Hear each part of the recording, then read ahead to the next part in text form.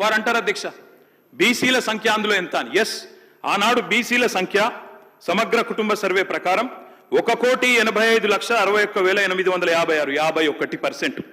51% బీసీలు ప్లస్ అది కాకుండా ముస్లిం సామాజిక వర్గంలో ఉండే బీసీలను కూడా కలుపుకుంటే 10%. మొత్తం ఆనాడు సమగ్ర కుటుంబ సర్వే ప్రకారం రాష్ట్రంలో బీసీల సంఖ్య 61%. ఈరోజు రాష్ట్ర వ్యాప్తంగా మేము మాట్లాడడం కాదు అధ్యక్ష, ఇక్కడ మా శ్రీనివాస్ యాదవ్ గారు కరెక్ట్గా చెప్పినారు. మీ కాంగ్రెస్ పార్టీ ఎమ్మెల్సీ చెప్తున్నాడు బయట, దీన్ని తగలబెట్టండి, ఇంకా ఆయన గలీజ్గా మాట్లాడింది నా మాట అన్న, తగలబెట్టండి అన్నాడు. దీన్ని తగలబెట్టండి ఈ నివేదికలు తప్పుల తడక అని కాంగ్రెస్ పార్టీ ఎమ్మెల్సీ చెప్తున్నాడు, మేం కాదు. రాష్ట్ర వ్యాప్తంగా బలహీన వర్గాల సంఘాలు చెప్తున్నాయి. ఏమని చెప్తున్నాయి అధ్యక్ష? సమగ్ర కుటుంబ సర్వేలో 1,85,61,000 ఉన్న బీసీలు ఎట్లా 1,64,00,000 తగ్గినరు, 51% 46% ఎట్లయిందని అడుగుతున్నారు. శంకరన్న కూడా అదే అడిగింది కదా అధ్యక్ష, తప్పేం అడిగిండు? ఇక్కడ శంకరన్న ఒక్కడే అడుగుతలేడు అధ్యక్ష, బయట మీ కాంగ్రెస్ పార్టీ ఎమ్మెల్సీ మాట్లాడుతున్నాడు, మీరిచ్చిన స్టేట్మెంట్ను మీరిచ్చిన నివేదికను తగలబెట్టమని చెప్పిండు అధ్యక్ష, మామూలు కాదు. ఇంకొక మాట అధ్యక్ష, మేము అనుకున్నాం అధ్యక్ష శాసనసభ సమావేశం ప్రత్యేకంగా పెడితే, ఇవాళ ఏం చెప్పినారు మీరు కొత్తగా? మీరు చెప్పింది ఈరోజు చెప్పింది మొన్న ఉత్తమ్ కుమార్ రెడ్డి బయట ప్రెస్లే చెప్పిండ్రు. ఆయన ఉత్తమ్ కుమార్ రెడ్డి గారు సబ్ కమిటీ చైర్మన్గా ప్రెస్ మీట్లో ఇవాళ మీరు చెప్పిన లెక్కలని మొన్ననే చెప్పిండ్రు. ఎందుకు పెట్టిండ్రు మీరు ఇవాళ? మేమేమనుకున్నాం, 42% రిజర్వేషన్ ఇవ్వడానికి చట్టబద్ధత కల్పిస్తూ బిల్లు తెస్తారనుకున్నాం.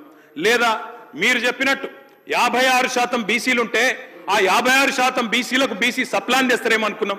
ఏమీ లేకుండా ఇలా వచ్చి ఒక స్టేట్మెంట్ ఇక్కడ పెట్టి ఏదో సాధించిన మీ చరిత్ర అంటే అధ్యక్ష 5% బీసీ జనాభా. అధ్యక్ష, గౌరవ సభ్యులు 9:30 విన్నారే ఒక నిమిషం. అరే వినగాదన్నా, వినగాదు చెప్పినాక బ్రో. మేము సబ్ కమిటీ చైర్మన్గా ప్రజల ముందు ఉంచినాము. దానికి న్యాయపరంగా శాసనసభలో ప్రజాస్వామిక విలువలుగానే శాసనసభలో ప్రభుత్వం తరఫున పెట్టినాము. మీరు ఇట్లప్పుడన్నా మీరు వెబ్సైట్లో పెట్టామని చెప్పి మీరు ఊరికేనే మాట్లాడదు, ఎవరికైనా వెబ్సైట్లో అందుబాటులో ఉండే ఆ ప్రభుత్వం మీరు దాని తదుపరి లేకపోతే ప్రభుత్వం ఆనాడు ఉన్న అధికారులు ఇవ్వాలని ఉన్న అధికారులు కదా స్టేట్మెంట్ ఇప్పేది.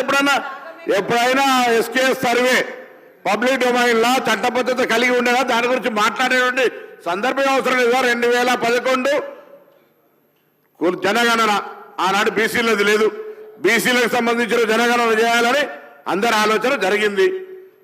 దానికి సంబంధించి సర్వేలు సహకరించకుండా దీని గురించి మాట్లాడితే దానికి అర్థమే లేదు.